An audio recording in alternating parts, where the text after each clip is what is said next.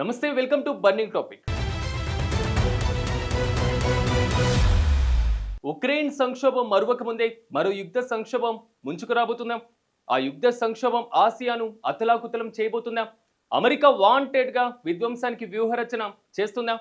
ప్రస్తుత పరిణామాలు చూస్తుంటే అవుననే సమాధానం వినిపిస్తుంది. డ్రాగన్ కంట్రీ తైవాన్ ఆక్రమణకు సిద్ధమైన వేళ అమెరికా సీన్లోకి వచ్చింది. రావడమే కాదు, తైపీకి అక్షరాల 1,00,000 కోట్ల విలువైన ఆయుధ సహాయాన్ని ప్రకటించింది. ఈ ప్రకటనే దక్షిణ చైనా సముద్రంలో అల్లకల్లోనానికి కారణమైంది. అమెరికా నిప్పుతో చెలగాట మారుతుందంటూ చైనా సీరియస్ వార్నింగ్ కూడా ఇచ్చింది. అది మాత్రమే కాదు, 40 యుద్ధ విమానాలు, భారీ యుద్ధ నౌకలను తైవాన్ జలసంధిలోకి దించింది చైనా. తైవాన్ ఆక్రమణ చర్యల్లో భాగంగా చైనా దూకుడు పెంచిందన్న అనుమానాలు కూడా వ్యక్తమవుతున్నాయి. ఇంతకీ తైవాన్ జలసంధిలో అసలు ఏం జరుగుతుంది? తైపీకి 1,00,000 కోట్లకు పైగా మిలిటరీ ప్యాకేజీ ప్రకటించడం వెనుక ట్రంప్ ప్లాన్ ఏంటి? ఆసియాలో అతిపెద్ద సంగ్రామానికి నిజంగా రంగం సిద్ధమవుతుందా? లుక్కేయండి. తైవాన్ పై డ్రాగన్ గురి, అమెరికా 1,00,000 కోట్ల ఆయుధ ప్యాకేజీ, తైవాన్ జలసంధిలో సై అంటే సై అంటున్న చైనా అమెరికా. ఆసియాలో అతిపెద్ద సంగ్రామానికి రంగం రెడీ అవుతుందా?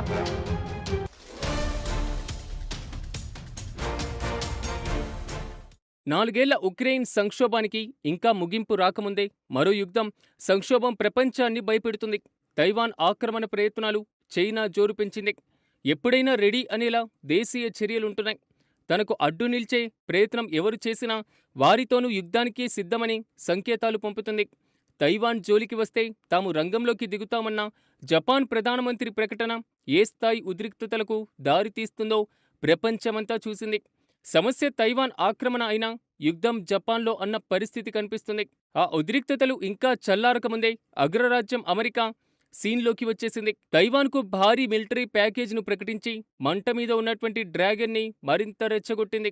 ఏకంగా $11.11 బిలియన్, అంటే మన కరెన్సీలో అక్షరాల 1,157 కోట్ల విలువైన క్షిపణులు, హోవిద్దెలు, డ్రోన్లు, ఇతర అత్యాధునిక ఆయుధాలను విక్రయించబోతున్నట్లు అమెరికా ప్రకటించింది.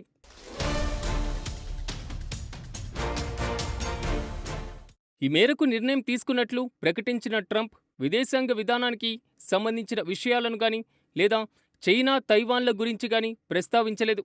ట్రంప్ ప్రతిపాదనకు కాంగ్రెస్ ఆమోదం తెలిపిన పక్షంలో తైవాన్కు అమెరికా అందించే అతి పెద్ద ఆయుధ ప్యాకేజీగా నిల్వనుంది. తైవాన్ రక్షణ శాఖతో కుదిరినటువంటి 8 ఒప్పందాల్లో 82 హౌ మొబిలిటీ, ఆర్టిలరీ, రాకెట్ వ్యవస్థలు, 450 ఆర్మీ టాక్టికల్ మిసైల్ సిస్టమ్, ఆర్వీసీసెల్స్, ప్రొఫైల్డ్ హోవిజర్లు, డ్రోన్లు, మిస్సైళ్లు సహా అత్యాధునిక ఆయుధ వ్యవస్థలు కూడా ఉంటున్నాయి. అయితే అమెరికా ప్రకటనపై చైనా తీవ్రస్థాయిలో రియాక్ట్ అయింది. దశాబ్దాలుగా కొనసాగుతున్న ఒకే చైనా విధానానికి అమెరికా తూట్లు పొడిచిందని, తమ ప్రాదేశిక సమగ్రతకు భంగం కలిగించేలా ట్రీట్ చేస్తుందని ఫైర్ అవుతున్నారు. అమెరికా నిప్పుతో చెలగాట మారుతుందని వార్నింగ్ కూడా ఇస్తున్నారు.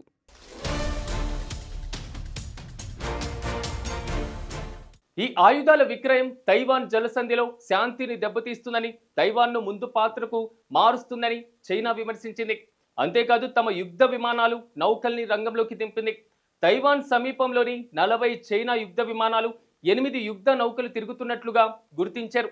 ఈ పరిణామాలే ఆసియాలో వార్ సైరన్ను మోగించాయి.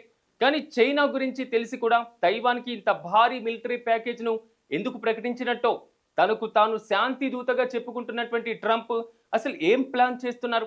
ఈ ప్రశ్నలకు సమాధానం తెలియాలంటే అసలు చైనా తైవాన్ వివాదం ఏంటో తెలుసుకోవాలి.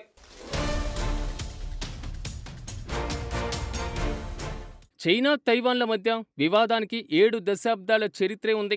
1949లో చైనాలో అంతర్యుద్ధం ముగిసి మావో నేతృత్వంలో కమ్యూనిస్టులు గెలిచారు. ఫలితంగా నాటి దేశాధినేత మావో ప్రత్యర్థి చియాంగే షేక్ దేశం విడిచి దాయాది దేశాల్లో తలదాచుకుంటున్నారు. సో అప్పటినుంచి తైవాన్ స్వతంత్రంగానే కొనసాగుతుంది. దాదాపు 2.4 కోట్ల జనాభా ఉన్న తైవాన్ ప్రజాస్వామ్యయుతంగా ఎన్నికైనటువంటి ప్రజాపాలనలో నడుస్తోంది. చైనా మాత్రం 70 ఏళ్లుగా తైవాన్ మాతృదేశానికి ద్రోహం తలపెట్టిన భూభాగంగా పరిగణిస్తుంది. తైవాన్ను చైనాలో భాగంగానే గుర్తించాలంటూ ప్రపంచ దేశాల అన్నిటిపైన ఒత్తిడి తెస్తుంది. తైవాన్ దౌత్య కార్యాలయానికి పర్మిషన్ ఇచ్చినందుకు EU సభ్యదేశం తితిలేనియాతో వాణిజ్య ఒప్పందాలను చైనా పూర్తిగా తెంచేసుకుంటే తాయిపీ విషయంలో మాత్రం చైనా అంత సీరియస్గా ఉందో అర్థమవుతుంది. ప్రెజెంట్ 12 దేశాలు తైవాన్తో దౌత్య సంబంధాలు నెరవేర్చుకుంటున్నాయి. ఎక్కువ దేశాలు అనధికారికంగా సంబంధాలు కొనసాగుతున్నాయి. సింపుల్గా చెప్పాలంటే తైవాన్ అంతర్జాతీయ హోదాపై ఒక క్లారిటీ అంటూ లేదు.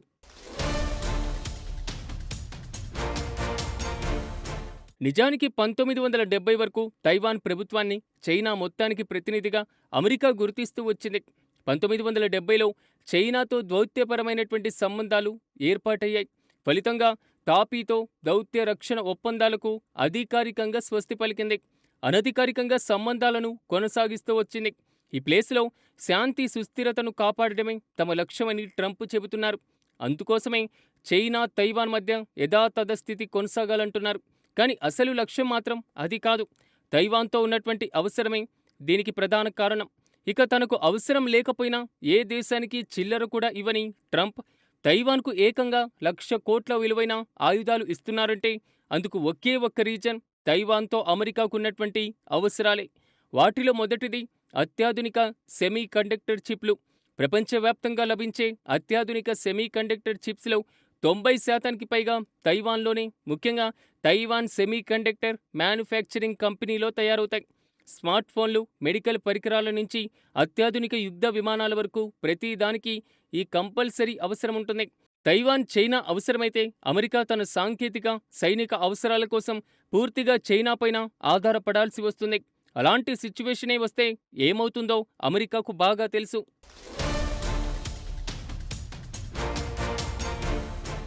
భౌగోళికంగా తైవాన్ పసిఫిక్ మహాసముద్రంలోని ఫస్ట్ టాలెంట్ చైన్ల మధ్య ఉంటుంది. చైనా తన సైనిక శక్తిని పసిఫిక్ మహాసముద్రంలోకి విస్తరించకుండా అడ్డుకోవడానికి తైవాన్ ఒక రక్షణ గోడగా పనిచేస్తూ ఉంటుంది. తైవాన్ చైనా చేతిలోకి వెళ్తే చైనా నౌకాదళం నేరుగా అమెరికా భూభాగాలైన గువామ్, హవాయిలకు సమీపంలోకి వచ్చేటువంటి అవకాశం కూడా ఉంటుంది. అలా జరగకుండా తైవాన్ మాత్రం పూర్తి స్థాయిలో చైనా సొంతం కాకుండా చూసుకోవాల్సిందే. ఇక మరో కీలకమైనటువంటి అంశం అంతర్జాతీయ వాణిజ్య మార్గం. ప్రపంచ వాణిజ్యంలో సగం కంటే ఎక్కువ నౌకలు తైవాన్ జలసంధి గుండానే వెళ్తూ ఉంటాయి. ఈ ప్రాంతం పైన చైనాకు పూర్తి అధికారం లభిస్తే అమెరికా దాని యొక్క మిత్ర దేశాల వాణిజ్యానికి బీజంగా నియంత్రించేటువంటి అవకాశం ఉంటుంది. సో ఇది కాకుండా ప్రజాస్వామ్య దేశమైనటువంటి తైవాన్ను సేవ్ చేయడంలో ఫెయిల్ అయితే అమెరికా పైన మిత్ర దేశాలకు నమ్మకం పోతుంది. సో అప్పుడు సూపర్ పవర్ హోదా గల్లంతైపోతుంది. వీటన్నిటిని దృష్టిలో పెట్టుకొని తైవాన్కి ఇంత భారీ మిలిటరీ ప్యాకేజ్ ప్రకటించింది అగ్రరాజ్యం అమెరికా. ఇప్పుడు చైనా ఎలా ముందుకు వెళ్ళబోతుంది అన్నది అసలు క్వశ్చన్. చైనా ఒకవేళ తైవాన్ ఆక్రమణకు దిగితే మాత్రం యుద్ధ ప్రభావం మాత్రం ఆసియాతో పాటుగా ప్రపంచ దేశంని కూడా అత్తలాకుతలం చేయడం ఖాయంగా కనిపిస్తుంది.